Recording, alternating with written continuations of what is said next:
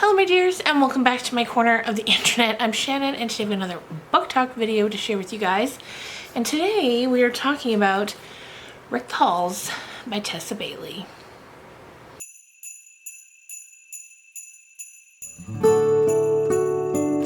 So, this is the first book by Tessa Bailey that I've ever read. And basically, before Vlogmas started, I was sort of collecting a pile of Christmas books that I could read throughout December and share them with you guys. And this was the second on the list. And I've got a lot of thoughts.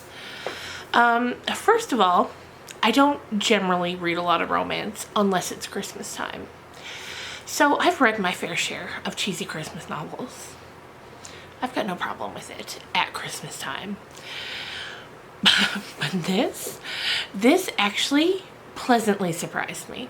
It really did. I thought it was gonna sort of be part and parcel for, you know, the general run-of-the-mill cheesy Christmas story. It wasn't. First of all, it's not a Christmas story. It takes place at Christmas time. But that's really about it. There's not really a lot of Christmas to it. So anyway, first of all, I'm going to give you the basic synopsis and some final thoughts, and then we'll get into a bit of the spoilers. So I'll give you plenty of warning before the spoilers come, so if you haven't read it and you want to, you can click away. So, this is the story of Beat and Melody. My biggest problem with this book is those names. I get why they're named that, but I hate it. I hate it. Terrible names. Anyway, this is the story of Beat and Melody. In the present day, they're like 30 years old, and their moms used to be part of a really, really popular rock duo back in like the 80s and 90s, early 90s. And now, thanks to social media, one of their old hits has kind of gone viral. Sort of what happened back last year with Kate Bush and Running Up That Hill, that type of thing. So they've gone viral. They've got this whole new fan base, and this fan base is rabid for a reunion. But when these two women split, they were done, and they don't want anything to do with a reunion. So back it up 15 years or so ago, Beat and Melody first meet each other when they're both going into a television studio to record interviews for an episode of Behind the Music about their mother's band.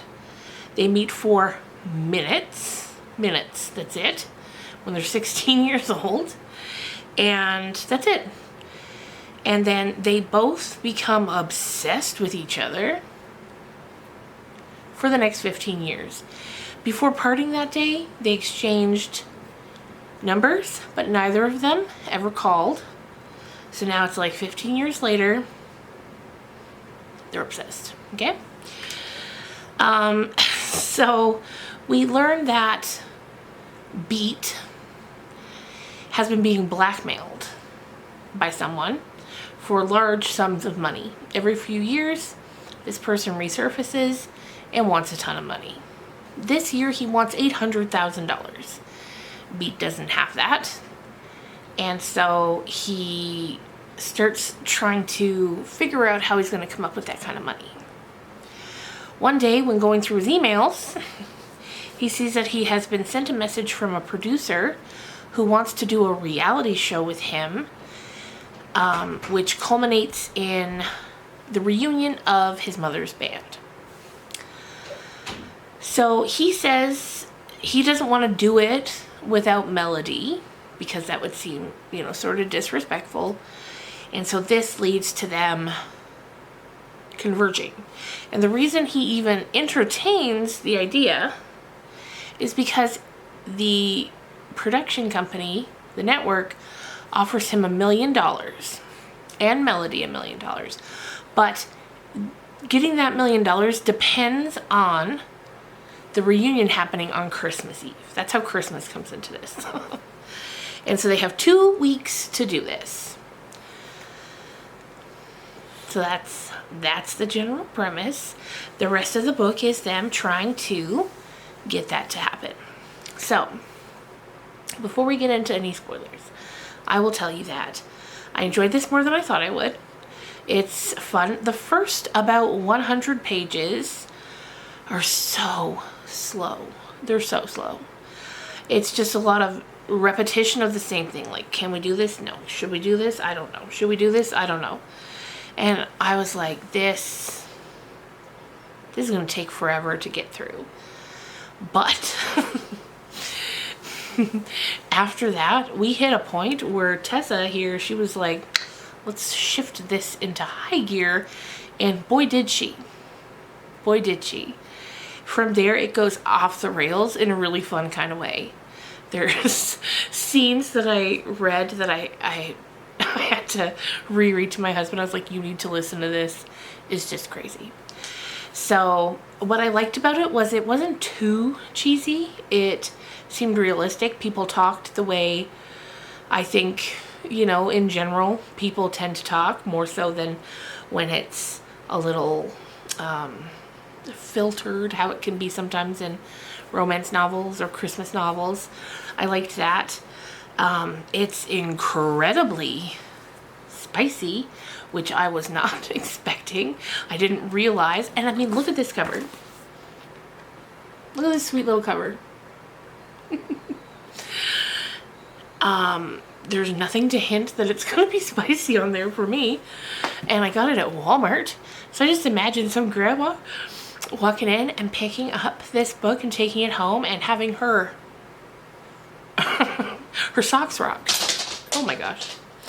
Anyway, I loved it. I loved that part. It was good. It was fun. It was surprising in a good way.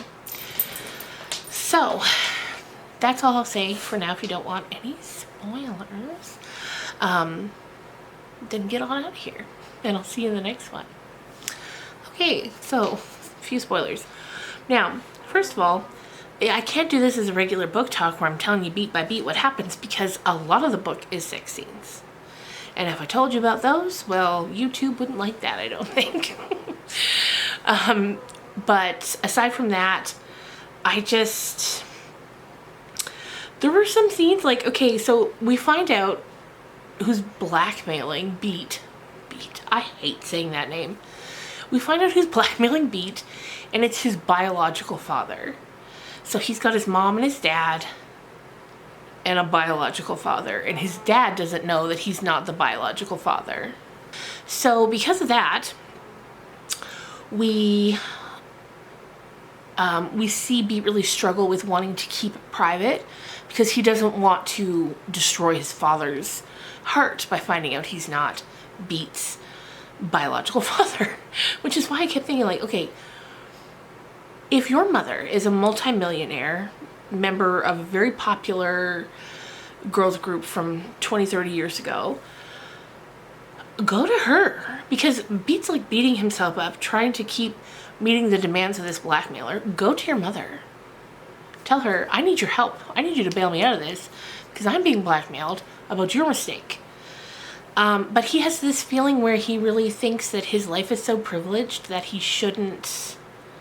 He's been given such a privileged life from his parents that he doesn't feel that he can confide in them when he's struggling.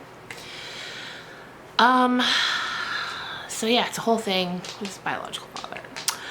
What else? Oh yeah. Beat has this really strange kink. It's not really strange. The way he acts about it is really strange, is how I should word it. And it keeps being alluded to at the beginning, how he's never had a girlfriend because he's got this weird intimacy preference, and he can only experience it or work through it with sex workers because he doesn't want to involve any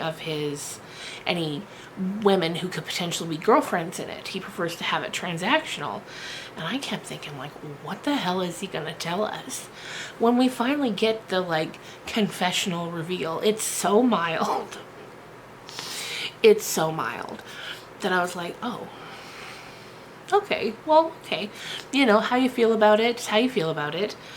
But I really thought we were building up to something really intense. We were not. There's a whole scene where there's a group of 3 Santas fighting a group of people. That was honestly the Christmassiest thing that happened in this book. And by the time we get to the end, the reunion does happen between the moms, which I was glad to see that. And Beat and Melody end up in a relationship together. Will they get married? Well, it sure looks like it. So happy ever afters for everybody. His mom and dad finally learn the truth, and his dad takes it, well, you know, it was so long ago, we were so young, I'm your dad no matter what. So that was great. And yeah, I had fun. Like I said, it took me by surprise, a lot of it, in good ways. I'll probably give it, I don't know, I'd probably give it like a 3.5 to 4 stars. Probably 4 stars, we'll round it up to, just because of how unexpected I found it. And would I recommend? I mean, if you like a good spicy non-Christmas Christmas story, then yes, I would. If you're not going to be driven crazy by the names Beat and Melody, yes, I would. Anyway, thank you guys so much for watching. I always appreciate your support. If you made it this far, let me know in the comments down below if you've read anything by Tessa Bailey before. My dog is prancing about. If you haven't, leave me a Christmas tree emoji. And if you had, leave me a Christmas tree emoji. And I will see you guys again tomorrow. Bye.